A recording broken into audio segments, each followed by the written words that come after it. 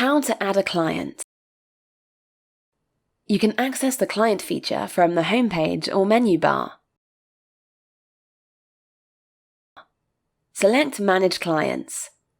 Click the top plus sign. Here you can see the different information about your client that can be saved, from first name to even additional notes. Type the first name, Carla. Type last name.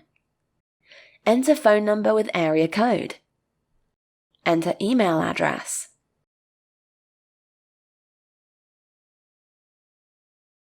You can enter additional client information, for example, dress size, birthday.